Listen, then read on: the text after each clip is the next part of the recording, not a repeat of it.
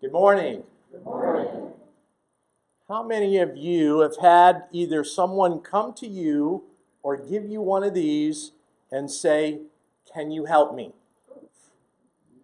And usually it happens, so let's say, since I am a senior, I go to one of the millennials over here and say, "Can you help me with my phone? I forgot how to attach a picture to a text." They grab the phone, they do this, and they hand it back, right? And the person that gave them the phone says, "Wait a minute, what did you do? I didn't see it, you did it too fast, and I don't understand." So I've created a company that serves seniors, that's 55 and over, and their technology. There's some incredible statistics that over 80% of seniors have a cell phone, and 53% have a smartphone. Over 70% need help in understanding and setting it up. And there's over 10,000 baby boomers a day. Looks like there's a timer going on this. So how I got started is I was the guy in the neighborhood. I was the family member. I was the person that said, "Can you help me? I have one of these." And by the way, this is a computer, not a telephone. This has more data processing power than Apollo 11, plus all of the equipment in NASA. It just happens to have a telephone on it. So with that, I gotta go back. So how I got started, there's a lack of knowledge. There's a frustration level with people in understanding this. And so this started about a year and a half or 2 years ago in Greenville, South Carolina. That's where I'm from. So what we do is we provide 4 things. I've developed a curriculum and a program to teach seniors how to use their technology. From everything of what the buttons do on the phone to adding apps on the phone, which some of you is instinctive as you're younger, but as you're older, it's not. I always get the question that says, "Why didn't the person that sold me this phone tell me how to use it?" It's not their job. You may find that nice person that helps set it up, but what they're going to do is come to you as a young person and say, "Can you help?" And they become frustrated. There must be a timer here. I apologize for this. So you have classes and programs for both iPad and iPhone and other smart devices. I've also created an IT support. My printer doesn't work. Well, if I unplug it and take it to Best Buy or Staples or Office Depot, I don't remember how to hook it up. We come to them. Also, we are the move-in specialist for technology. I've moved in my new house. The cable guy came and set everything up. Oh no, they don't set everything up. They only set up some stuff. So what we do is we come behind the cable people and we set up the printers and the Wi-Fi and everything else that the cable people don't. So we actually come to them and set it all up. And then the last thing is what I've discovered is helping people manage their personal and digital assets. Now, some of you younger people will know that there are digital asset managers or password managers, but ask a 70-year-old what the password is or all of their passwords for their accounts. They don't know. Or they have a yellow piece of paper, or they may forget. So now I get phone calls that say, "My husband passed away. He was the computer guy. He had all of the passwords and usernames. I can't get into anything.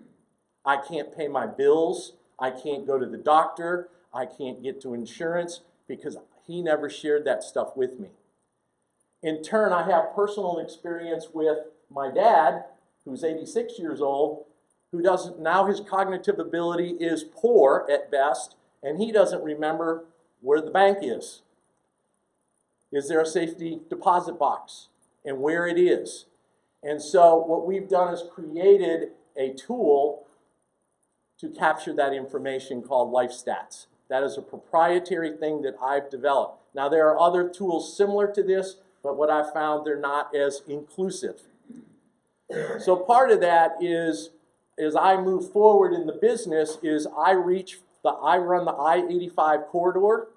I teach at colleges and universities that are specializing in senior education, like the OLLI program at Furman, Wofford University Lifelong Learning Center.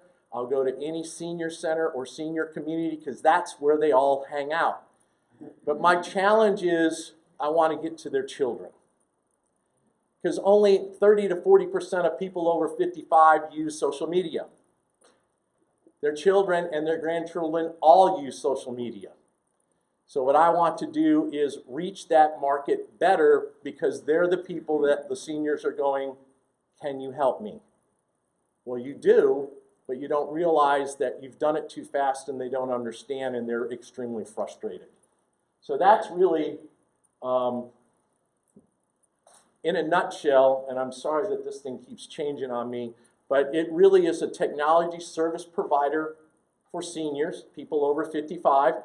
Oh, by the way, when my phone rings, I do not ask you how old you are, because one, is against the law, but two, I've helped millennials because their stuff doesn't work and they don't have time, and so we literally go to their house. So my goal is to grow my business within the upstate, grow my business throughout the state of South Carolina, and possibly look at other ways that make sense. So I guess with that, I'm going to go right to the questions. So the first one is reaching that community and especially the technology challengers, so reaching more seniors. I speak at least 3 to 4 days a week. Yesterday, I taught at Wofford University. I'm doing an 8-week program, an hour every program, an hour and a half every program. So that's 12 hours of programming on how to use your iPhone. That's a long time. I didn't think I could talk or develop that much. But in turn, there is really no one that's teaching them and showing them how to do this. It's a very unique business model and it's a very unique business proposition. Two, as I said earlier, I want to reach the children of the seniors because they're the ones that are going to mom and dad and saying, man, you're killing me. You've asked me about attaching a photo on a text 16 times and you don't remember. I don't have time. I'm busy. So just call Bill. We'll be that person that they can either come to a class or we can even do it as a one-on-one service. All of the classes I teach myself, I guess until I get a little bigger and I can find the right person that I will train how to do more. So that's how I will move that. And then the third one is with LifeStats is really how I can monetize this. So LifeStats is available in 2 different ways. One in a print version because this is the generation that likes to handwrite all of that personal information. Well, that's the easy side. The second side of it is I have it also available in a digital version. So it's a Word template that can be easily filled out and saved. But I want to look at, are there ways to license it? Are there ways to rev share with it? Are there ways, other creative ways that you all may be doing something that I'm not? You're not supposed to see that yet.